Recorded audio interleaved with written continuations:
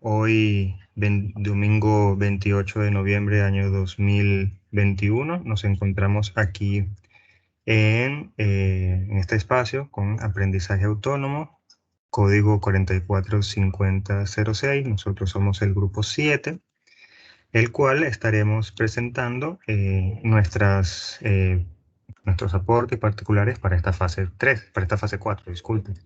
Nos está acompañando en esta oportunidad Marta Fabiola Ángelis Peña, Michelle Yesenia Castro, Iván Darío Urbano y mi persona William Antonio Mogollón.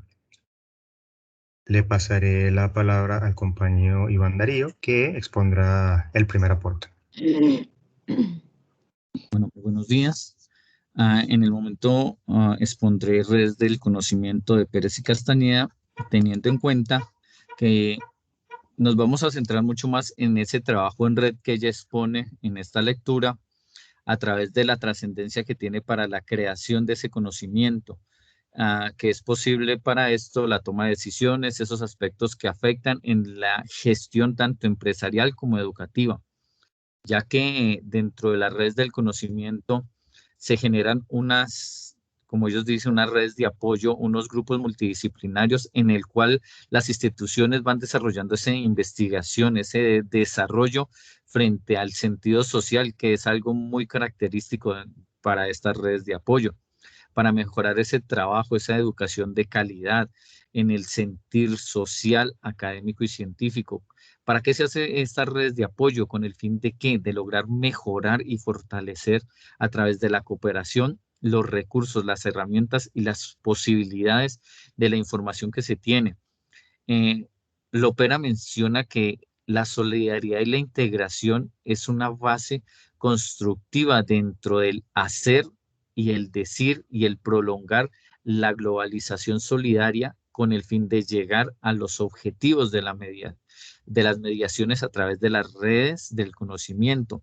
Para esto es muy importante tener en cuenta todos los sistemas de interacción que se tiene, planteados dentro de el análisis tanto tecnológico como particular, virtual y todo eso a través de esas redes con el fin de que de producir conocimiento a través de esos conocimientos con esos conocimientos ya previos que se traían para que orientados hacia la práctica y el diálogo podamos fomentar y profundizar ese conocimiento. Todo esto con las comunidades, que es la parte fundamental y la visión hacia donde se dirigen estas redes de conocimiento, ya que, pues como lo refirió Bromberg, el conocimiento organiza estas prácticas de gestión y los lleva a explorar lo organizado y a que todo aquel que esté confrontando este conocimiento tenga unas mejores habilidades, destrezas y actitudes, y a través de esto se pueda compartir y gestionar todo esto por medio de la comunicación y de la tecnología, el conocimiento y de la innovación, que es el aporte fundamental dentro de la red de conocimiento, con el fin de que todo esto como estrategia tecnológica pueda dar un comienzo, un desarrollo y un fin a través de los objetivos que se deseen dentro de el surgimiento que se desea de esta red, que eso es como la parte fundamental, que podamos socializar y extremar esta red con el fin de revolucionar el conocimiento, las redes y la dinámica tanto en el sector educativo como en el sector empresarial. Yo creo que esto es como la base, o sea, es esa forma dinámica de ejercer y de poder llevar la información tanto interna como externa.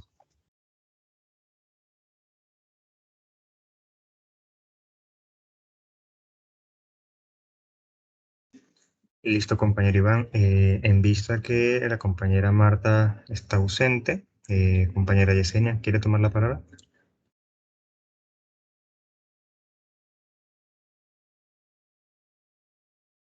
Sí, claro, compañero.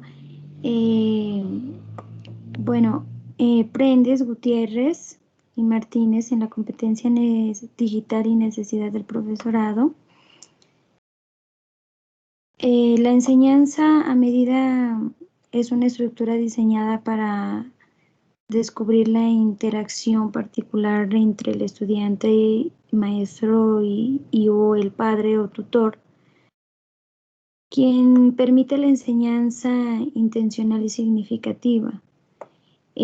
Además va desde la experiencia del aprendizaje a mediado de que el factor crucial del desarrollo cognitivo de las personas, como ocurre con los niños en casa o los estudiantes en la escuela. Los docentes podemos apoyar el aprendizaje, el estímulo, el desarrollo potencial, corregir funciones cognitivas, es decir, aprender su zona de potencial.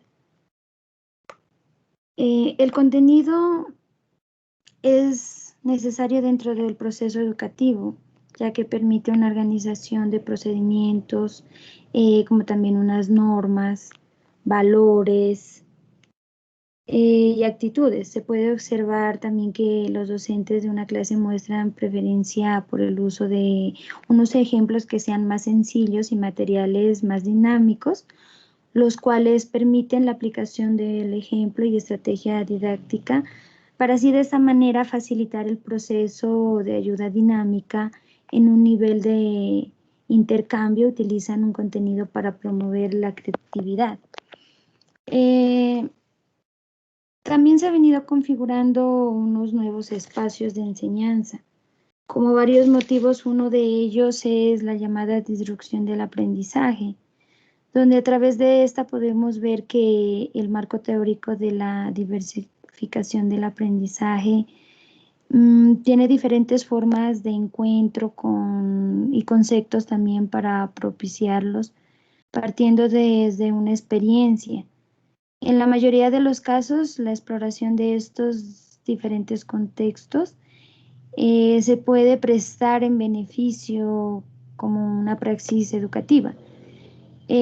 Por lo que la educación entonces requiere un compromiso de socialización, de argumentos, en base de las realidades del entorno, partiendo de los principios de la relación e interacción del docente-alumno. Partiendo de esta interacción podemos ver diversas concepciones del proceso de una enseñanza. Desde la mirada de los escenarios a distancia, promoviendo entonces de esta manera una creación de un perfil más profesional educativo, donde el individuo en cuestión esté en la capacidad de adaptar conocimientos previos del nuevo aprendizaje y de estas nuevas comunidades al margen del proceso disruptivo. Gracias. Listo, compañera Yesenia. Me he comunicado con la compañera Marta, ha tenido un problema de energía. Pasaré también a poner mi aporte esperando que ella resuelva de alguna manera el inconveniente. La lectura de camaleónicos. Ya listo, ya compañeros. Ay, Dios. Sí, Marta. Bueno, no se preocupe. Fuera de sus manos. Más bien entonces inicie usted con la segunda lectura. Pero paró un poco lo detuvo, ¿sí? La grabación. No, la compañera Yesenia hizo el lugar suyo. Ahora usted viene. Ah, bueno.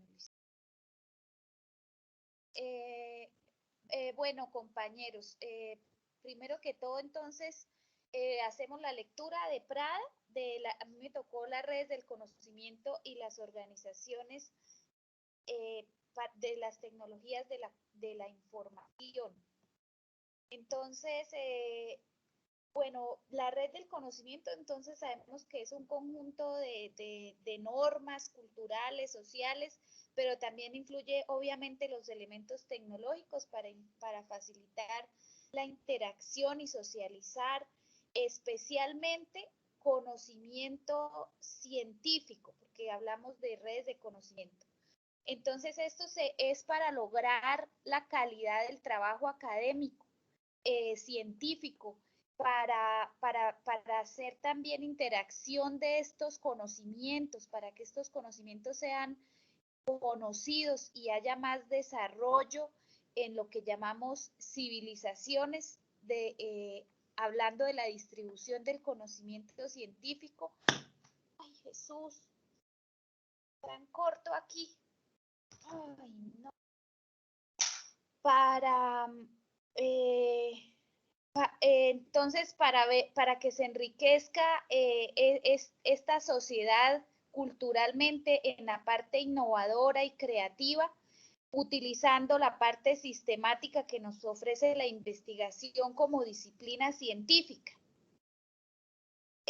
Más que todo habla de eso, habla que el aprendizaje debe ser colaborativo, cooperativo, que desde los años 60 hay un ejemplo con Steve Jobs, que hubo la necesidad de que las personas estuvieran intercomunicadas, pero eran excesivamente costosos. Entonces, ¿qué hizo este señor? Nos puso a nuestro servicio las computadoras portátiles para que no fueran solo para las personas de mayores recursos, sino que nosotros los pobres también tuviéramos accesibilidad a ellas. Este es un ejemplo de estas redes del conocimiento.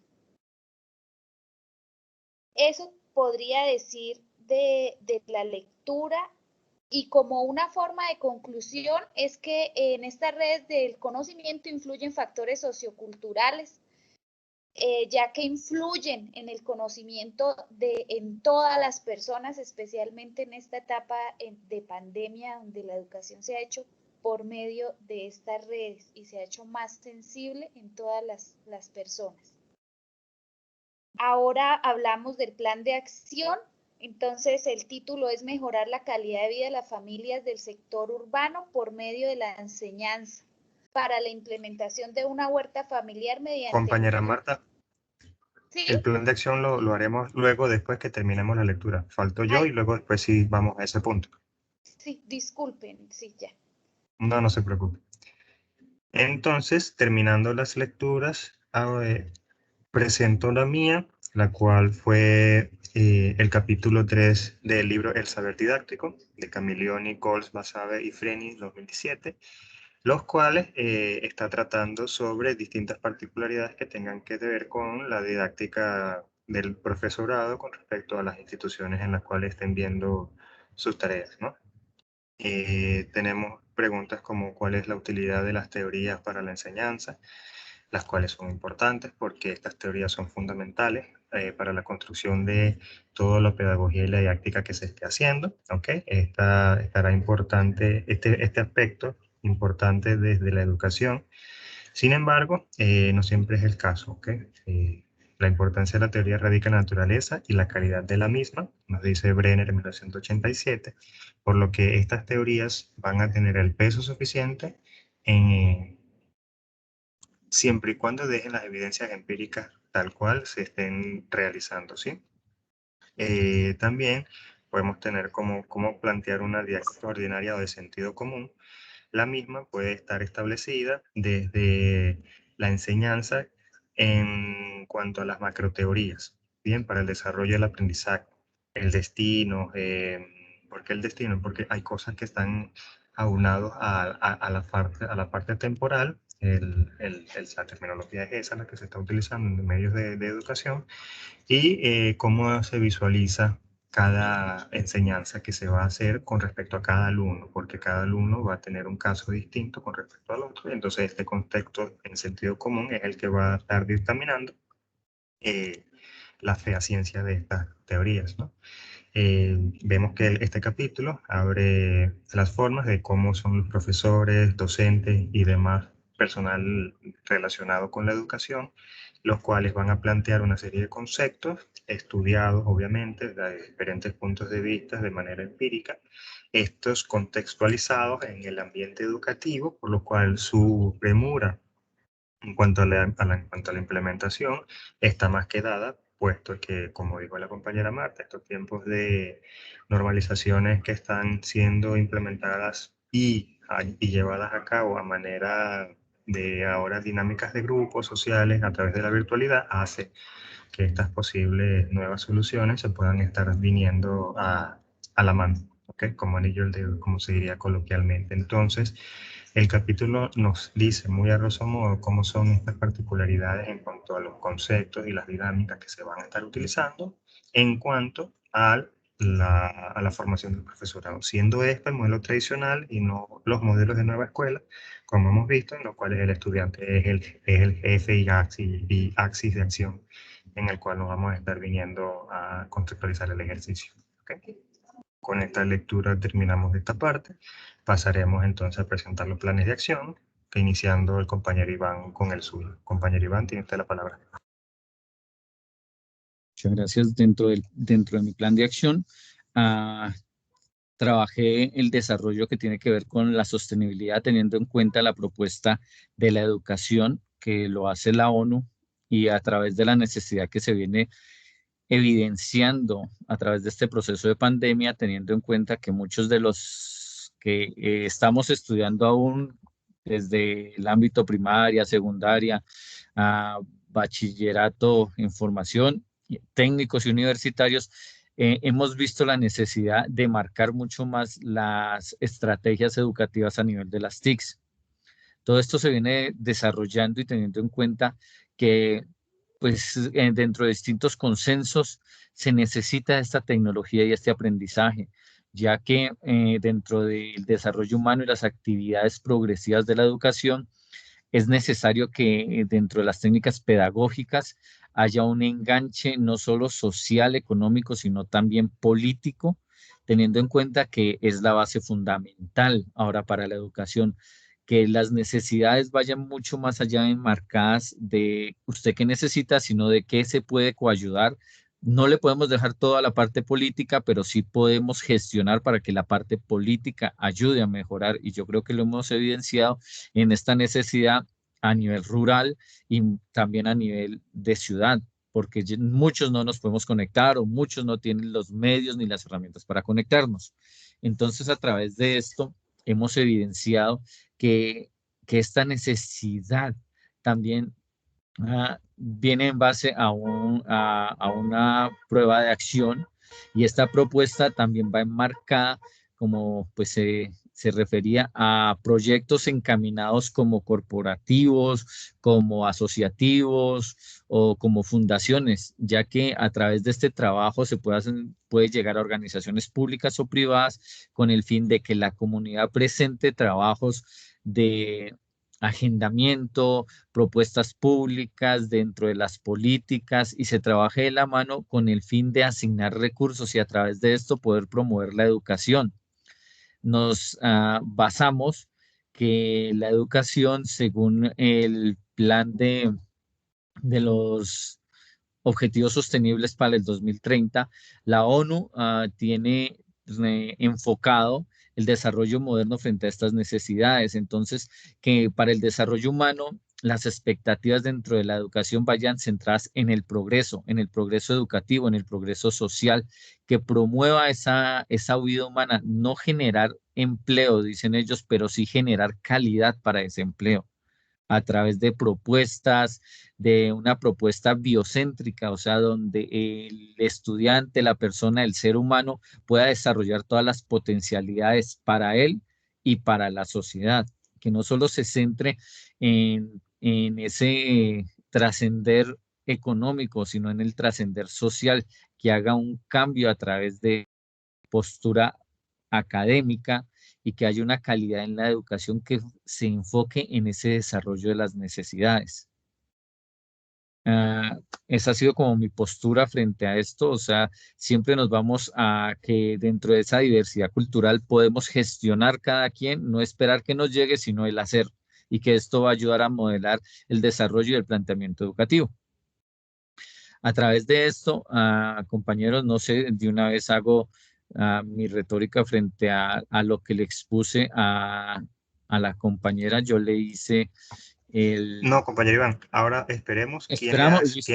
quién le hizo la retroalimentación a usted. ¿Quién se la hizo al compañero Iván?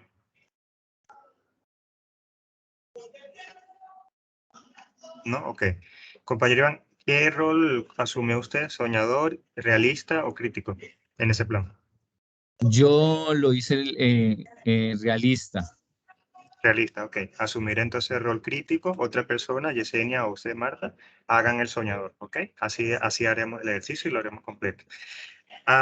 críticamente hablando, compañero Iván, haciéndole su retroalimentación en cuanto al plan, sí, muy bien, la educación es algo fundamental y es posible que esto pueda estar utilizándose de manera más productiva en cuanto a las soluciones que se estén utilizando en base a estos tiempos de pandemia. También hay que tomar en cuenta que otros sectores también están pidiendo los recursos y de manera unada. Así que desde un punto de vista crítico, muy bueno su plan, me parece muy excelente desde la cómo va a permear en el tejido social. Sin embargo, estos tiempos modernos hace que esto no pueda ser muy fácilmente llevado a cabo. Los recursos están siendo limitados y esto puede que le esté dando unas ciertas trabas que puedan estar llevando su proyecto no al tiempo que usted quiso, pero puede que lo haga. Entonces, compañera Marta, si usted puede hacer el rol del soñador y hacer la autoevaluación para el compañero Iván.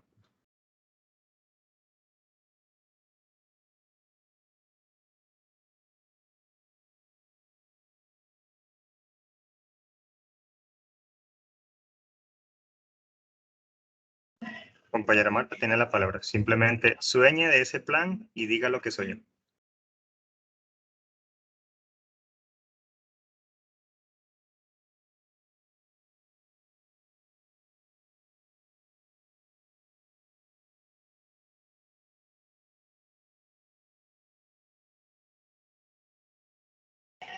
Tiene el micrófono apagado, compañero.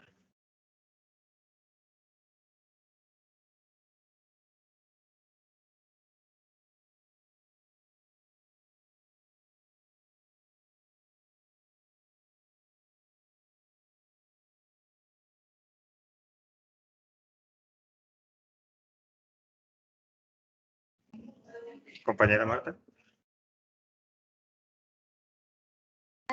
Sí, bueno, con respecto al plan de mi compañero Iván, entonces puedo decir que el tema que él escogió, pues es un tema muy interesante, pero que hay que contextualizarlo un poco más porque las realidades que vivimos en nuestro país son muy diferentes.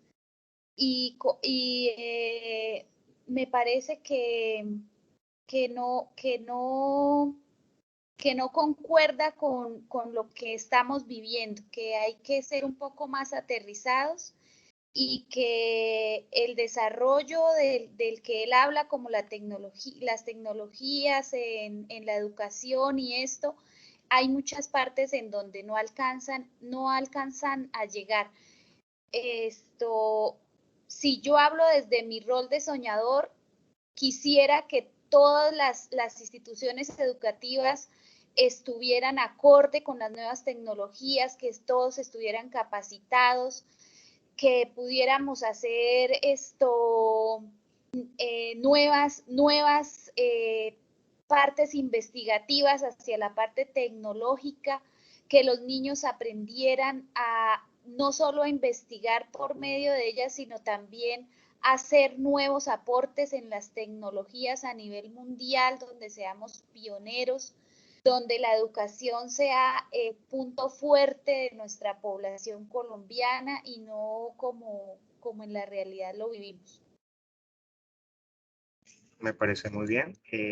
Ahora, compañera Marta, sí, puede hacernos presentación de su plan de acción. Yo le hice la retroalimentación desde el rol crítico, ¿ok? Entonces, asuma su rol de soñador en su plan de acción.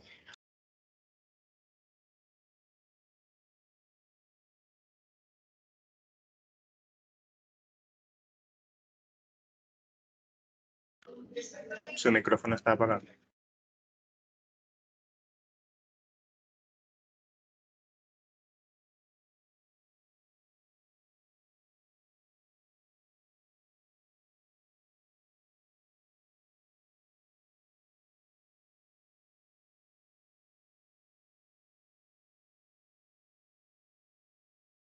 Compañera Marta.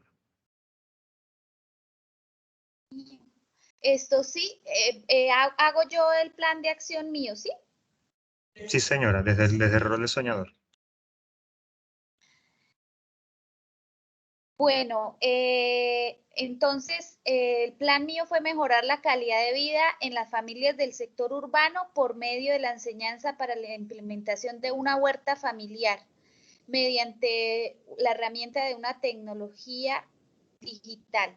Entonces, lo que se quiere es que la población urbana también haga cultivos hidropónicos dentro de sus casas para que puedan mejorar esta calidad de vida, ya que como se ha visto en la pandemia, ha dejado mucha pobreza y mucha desigualdad. Esto mitigaría no solo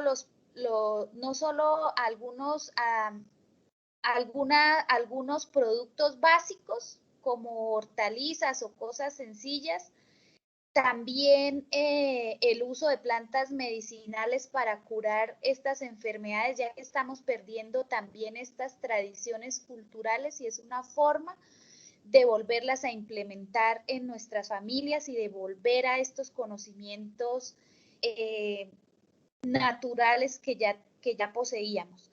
La parte soñadora es lograr también disminuir este cambio climático porque pues ya sabemos el efecto que tienen las plantas con respecto a esto, disminuiría a nivel mundial también este efecto invernadero que estamos viviendo, estos cambios climáticos tan drásticos.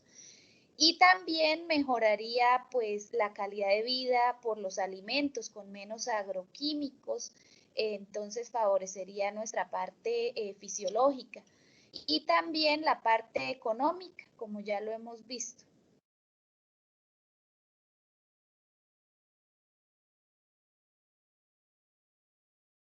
Ese es mi aporte, compa. Esa es la parte soñadora. Listo, compañera Marta. Entonces, asumiendo mi rol de crítico, haré la retroalimentación. Compañero Iván, usted asuma por favor el rol realista y hace la segunda. Compañera Marta, desde el rol crítico, la agricultura es un concepto muy acorde a los tiempos modernos, ¿no? Es verdad que los sectores agrícolas cada vez están más abandonados y esto promueve una serie de particularidades que si bien pueden ser problemáticas a corto plazo, las mismas pueden ser suplidas en estos tiempos modernos de globalización con el libre comercio que hay entre naciones, ¿sí? Esto permitirá que se pueda suplir ese problema agrícola con una mayor producción en las ciudades, asegurando ese recurso. Las ciudades están llamadas a ser el futuro de la humanidad, por eso la centralización de tantos recursos en las ciudades y no en los sectores agrícolas hace que se pueda ver eso a grosso modo en cuanto a la agenda política que se está llevando y la ingeniería social en la cual estamos siendo partícipes o víctimas, ¿no? Las hidroponías y demás técnicas agrícolas poseen problemáticas cuando pues, quieren ser implementadas en las ciudades, ¿no? Para las personas con enfermedades respiratorias de asma y afines, el aumento de la humedad puede ser perjudicial para la producción, en cuanto a la producción de moho y particularidades que puedan estar llevándose a cabo en el ambiente por respecto a estas técnicas, por lo que hay que asumirlas con bastante cuidado cuando se quieren ser implementadas, no fuera de un invernadero, disculpe, fuera un invernadero que se pueda estar realizando. ¿Okay? Entonces la propuesta está muy bien planteada desde el punto de vista ético, sin embargo se debe indagar un poco más acerca de cómo se va a implementar esto en las ciudades. Esa sería mi crítica.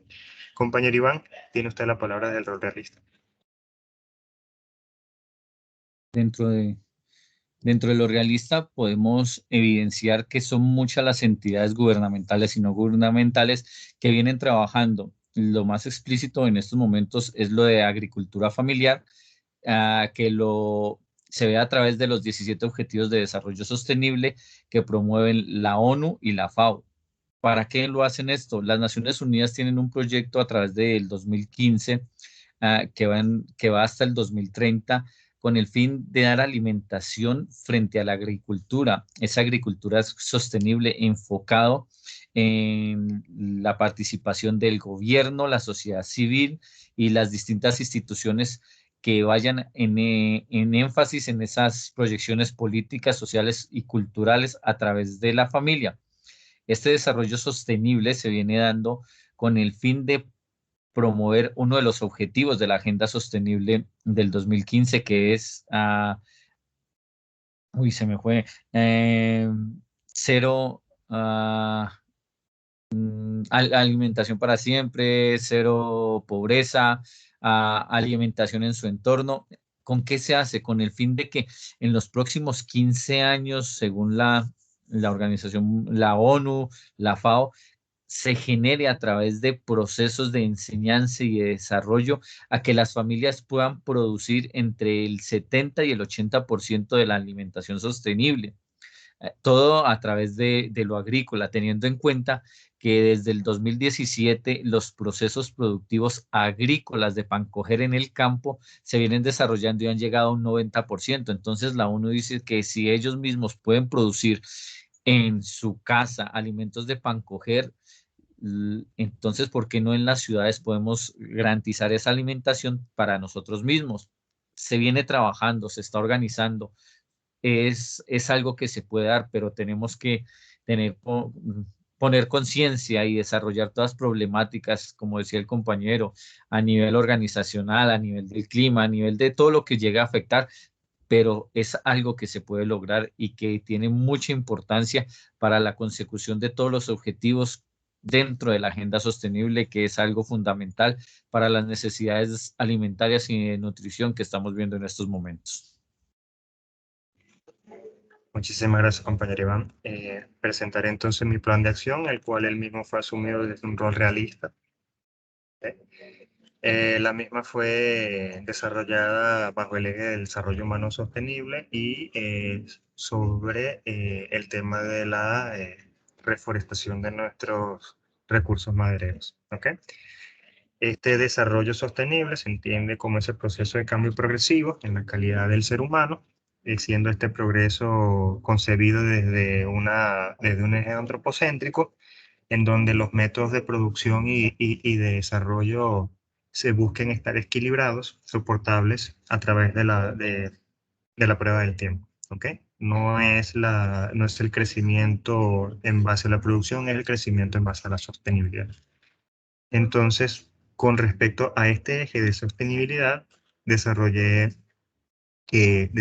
justamente el plan de acción en cuanto a la forestación, porque según datos del 2017 de la IDEAM, 220.000 hectáreas de la nación han sido víctimas de tala y quema indiscriminada, las cuales han afectado no solamente la sustentación del ecosistema, de la fauna y flora autóctona, sino también de las proyecciones en recursos de maderero de la nación, siendo esto consecuencia directa para la recaudación de las arcas de la nación y de Hacienda, los posibles trabajos que se pueden estar haciendo con estos trabajos, ¿no?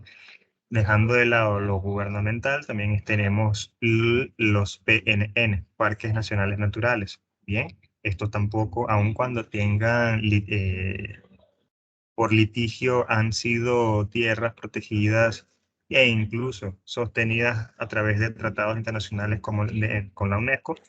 El 70% de la deforestación en Colombia está justo en estos parques, específicamente en los departamentos del Meta, Caquetá, Guavire, Putumayo y Antioquia. ¿Okay? Según las declaraciones de la Fundación Conservación y Desarrollo Sostenible, FCDS, estas cifras, aun cuando a corto plazo han estado bajando, las mismas siguen siendo alarmantes con respecto a la sostenibilidad de estos parques nacionales naturales, siendo dos los más afectados, Tinigua y Tupaco. ¿Okay? Entonces, esta fragmentación de las vías y las conexiones en zonas aledañas afecta a la producción justo tanto agrícola como de estos parques. No se deja de lado los conflictos armados, los cuales pues toman estas tierras como sectores de lucha y establecimiento, y con lo que se hacen trabajos bien puntuales a través del Sistema Nacional Ambiental, el SINA, y en la ciudad de Santiago de Cali, en la que me encuentro, con el Consejo Municipal de Desarrollo Rural. ¿Okay? Estas dos entes fueron involucrados en esta propuesta de acción, de nuevo, desde un punto de vista realista, con lo cual se hace trabajo también con personal militar para el resguardo, los cuales están postados en esta zona, para establecer rapport, tanto instituciones como población, de forma tal de que en ambas dos comunidades puedan estar llevando a cabo el resguardo de esta zona, porque si bien están protegidas, a veces es la misma comunidad la que está haciendo estos tipos de actos ilegales, con los cuales afectan igualmente directamente a ellos, ¿no? Sin embargo, esto es base como consecuencia de las faltas de oportunidades laborales, de negocio. Colombia es uno de los países en los cuales, de Latinoamérica, respecto a Latinoamérica, en los cuales el emprendimiento es muy difícil y los impuestos a empresas es muy elevado. Esto como consecuencia de la falta de poder en cuanto al gobierno de taxar o aplicar impuestos a la población en general, por lo que lo compensa con las economías.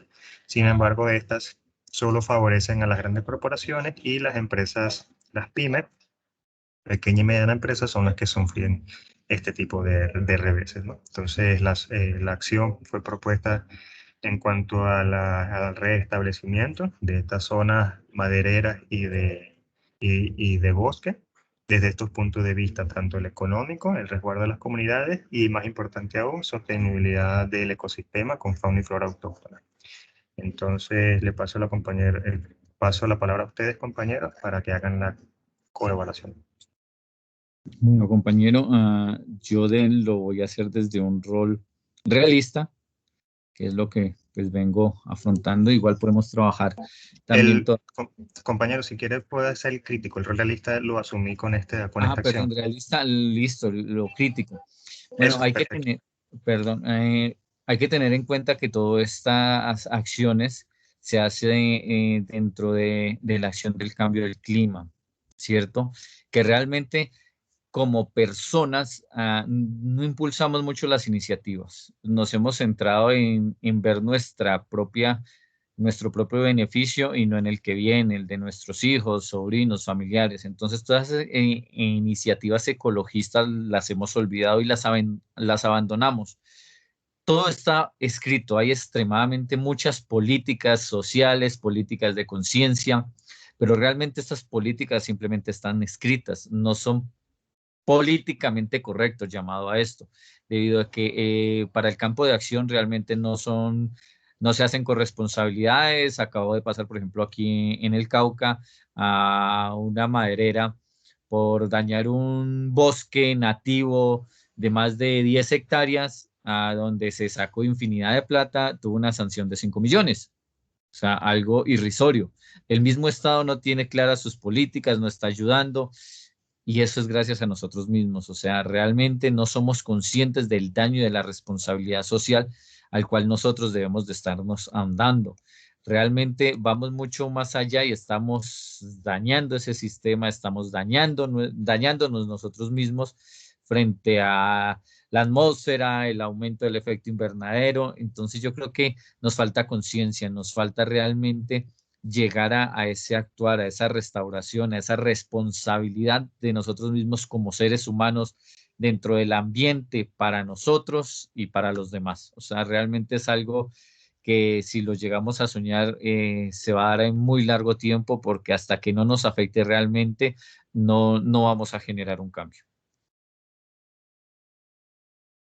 Exactamente. Compañera Marta, asuma el rol de soñador para este ejercicio.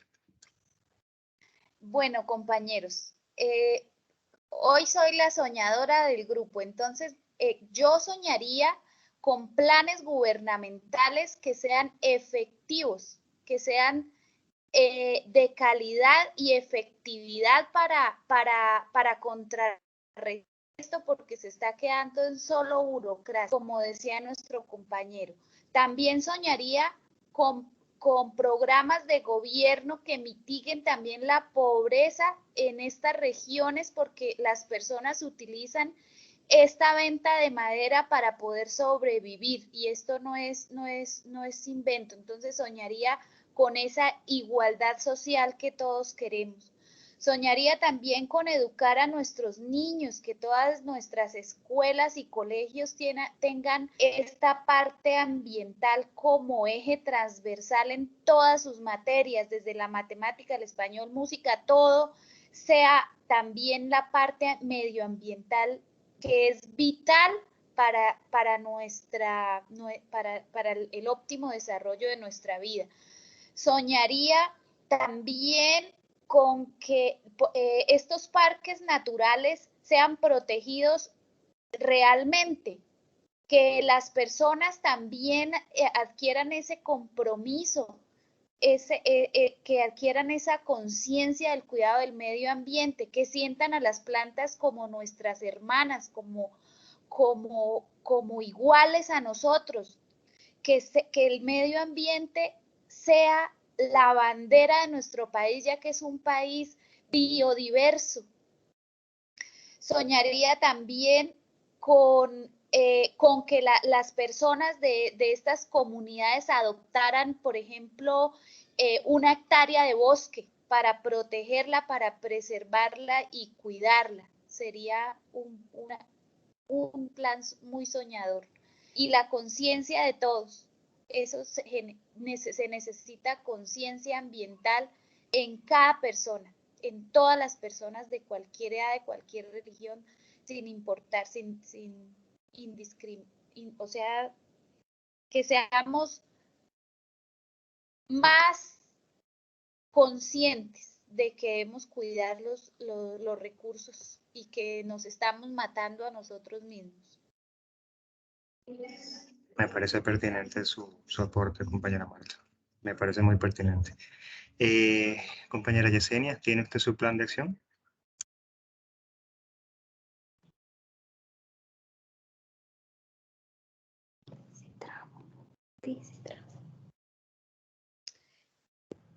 Compañeros, yo le hice la reflexión a la compañera Yesenia de acuerdo al rol realista. Yo hice el de crítico, sí. Esperemos entonces que ella haga su aporte y hacemos usted y yo, Marta, su retroalimentación.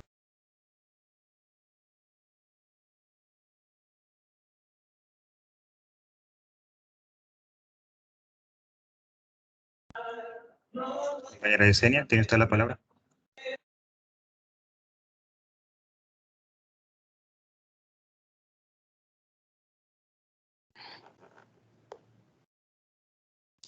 Sí, ¿ahí me escucha, compañero? Perfectamente, sí, perfectamente. ¿Sí? Bueno, aunque suena una emisión imposible, pues ha llegado la hora de emprender un gran acuerdo por la reforestación, así como con la firmeza contra la deforestación como un verdadero acto de compromiso en el futuro, no solo con el país, sino con el mismo planeta. No hay que esperar más cifras dramáticas e imágenes que muestran una quema discriminada o distintos fines, por mayor énfasis en los cultivos, con toda la geografía. En el momento de actuar hay toda una decisión del caso, pues mientras que la deforestación viaja en un ascensor de recuperación de las especies vegetales, no se hace por escala, generando una peligrosa brecha. Así como nos hemos dado cuenta, estamos en una verdadera emergencia, por lo que en adelante se deben ahorrar esfuerzos, como de ahí liderando en el Ministerio del Ambiente el Desarrollo Sostenible, en gran de acuerdo con la deforestación, y bueno, sea el propio gobierno, como bajo la filosofía el uso sostenible de los bosques como factor del desarrollo nacional y en un escenario de consideración de la paz. Pero precisamente desde allí es donde se nace un desafío de la responsabilidad de defender nuestros recursos naturales como ser colectiva, solidaria, así como llevar en un feliz término este propósito de superior. Nace en los propios hogares colombianos y pasa por la escuela, por el colegio, las universidades, también en la parte empresarial y en los gremios de gobierno. Yo creo que es la hora de abordar sin egoísmos y hacer un acuerdo y como por ejemplo en la misma línea de elementos e incentivos de reforestación. Gracias. Listo, compañera Marta, tienes la palabra.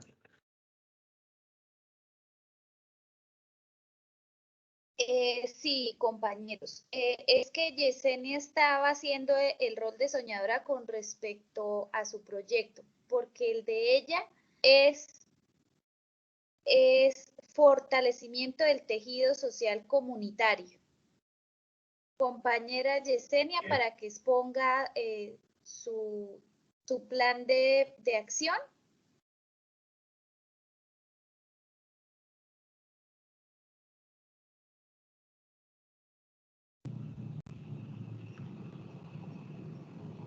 Ya logro escucharle, compañera. Fortalecimiento del tejido social comunitario. Se pretende lograr con este fortalecimiento del tejido social y desarrollo comunitario mediante las actividades pedagógicas de sensibilización en las cuales se pretende la comunidad esté reunida en un espacio que sea para lograr identificar los diferentes miembros de esta misma, así como identificar los distintos factores que incluyen la comunidad del desarrollo, como son oportunidades, necesidades y también los recursos, así como también los roles que se ha venido y se pueden desempeñar los integrantes de la comunidad en su diversidad. Como principal estrategia es la comunicación, puesto que basado en los resultados anteriores, es muy necesario un aumento de la participación y comunicación esencial para fortalecer el desarrollo y tejido social en la comunidad.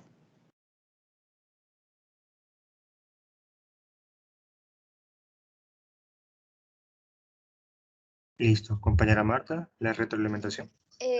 Bueno, entonces el rol que yo asumo es el realista. Vemos que nuestra compañera es un poco soñadora con respecto a este proyecto, ya que ella quiere sensibilizar por medio de la pedagogía, la solidaridad, la empatía, a ser resilientes, a superar obstáculos, a mejorar calidad de vida, a empoderar comunidades, a ser proactivos para que suplan sus propias necesidades y demandas por medio de la pedagogía y la comunicación. Entonces yo digo que esto es difícil porque no solo se necesitan propuestas pedagógicas, sino se deben realizar más programas y proyectos gubernamentales para satisfacer primero las necesidades básicas. Entonces yo acá hablaba de Abraham Maslow, que tiene su pirámide de necesidades. En la base, para llegar al culmen de esta pirámide es la autorrealización. Primero se hace necesario satisfacer necesidades básicas fisiológicas que todos los seres vivos necesitamos, los animales, de hambre, de sed, de tener esta calidad de vida con estas necesidades básicas que nosotros necesitamos, porque la mayoría de comunidades ni siquiera suplen estas necesidades para poder empezar a pensar en otra forma de vida. Es algo en el contexto colombiano, es poco realista y los países de Centro y Suramérica, la mayoría de familias viven en pobreza extrema. Lo llaman la población de los 3/4, donde las 3 partes de la población viven en condiciones extremas de pobreza. Entonces, una persona con hambre o una persona en situación de calle no pueden pensar en satisfacer otras necesidades como construir un hogar, como irse de viaje con su familia, como educarse o cumplir sus sueños. Entonces es algo ilógico. Primero necesitamos esto, agua potable, alcantarillado, servicios de salud, comida, necesitamos mitigar el hambre en estas personas que necesitan primero que todo trabajo. Entonces, según el DANE, más de 21,2 millones de personas subsisten con menos de 331.688 pesos mensuales, imagínense, 330.000 pesos mensuales. Con eso subsisten muchas familias en Colombia y esta es nuestra realidad. Habla también del posconflicto. El posconflicto, no se puede hablar de posconflicto porque aún estamos en el conflicto armado, aún hay sangre en nuestro país, aún nuestro país está interrumpido por esta violencia, por estos grupos armados que ahora se pelean territorios para la droga, para el cultivo de drogas ilícitas, y que la última cadena es el consumista, que también genera pobreza, que también genera desigualdad social, y por la parte ética están enseñando a sus hijos a que sobrevivan a punta de estos negocios ilícitos y nunca van a salir adelante, porque esto trae en la parte espiritual maldición para estos territorios. Y como ya sabemos, la violencia, que es el fuego, nunca se apaga con más fuego. Y estos territorios están marcados es por esto, por negocios ilícitos, por violencia. Y si vamos a generar más violencia, nunca vamos a salir de este círculo vicioso. Esto es el contexto que realmente viven los problemas, la violación de derechos humanos. Nunca va a ser mitigado si estos problemas siguen en estas comunidades. Esto va a seguir y cada vez la violencia va a generar más violencia. Si no nos salimos de este círculo vicioso, esto continúa hasta, como dicen nuestros abuelos, hasta que San Juan agache el dedo, pero es San Pedro. Listo, compañera Marta. Muchas gracias por su aporte. Concluiré entonces con mi persona, con el rol crítico. Compañera Yesenia, mire, estas familias, voy a centrar la crítica en las familias y cómo el conflicto, como dice la compañera Marta, ha desplazado a todas estas personas hacia nuevos territorios, los cuales no están primero arraigados a ellos, y segundo, esto afecta los pocos recursos que se pudieron movilizar con ellos a llegar justo a otro lugar y verse afectados por por las mismas particulares del nuevo tejido social en el cual van a estar presentes, ¿no? Y si bien esta es una minoría protegida, también hay otras minorías protegidas en nuestra nación, las cuales también están tomando en cuenta sus particularidades para hacer alzar su voz. ¿Okay? Entonces, a nivel crítico me preocupa mucho cómo estas familias desplazadas o ese programa de reforestación puede estar llevándose a cabo cuando otros problemas también están siendo y tocando la puerta en cuanto a la agenda política, ¿no? Entonces, hay que tomar en cuenta los recursos económicos, la manera en cómo esto afectará el aparato productivo de la zona, niños y adolescentes involucrados en el desplazamiento, o niños y adolescentes involucrados en estas dinámicas de reforestación y de recuperación de zonas pueden ser muy productivas. Sin embargo, los recursos económicos, particularmente ese aspecto en concreto, es lo que va a hacer de que este plan pueda surgir o no. ¿Sí? Entonces, a nivel crítico, creo que el recurso económico y el poder adquisitivo va a ser de gran importancia en esto. ¿Okay? Entonces, compañeros, muchísimas gracias por este espacio, por esta energía compartida, por las palabras que nos hemos dedicado uno a los otros. Vamos a finalizar la grabación. Que tengan ustedes un muy buenos días.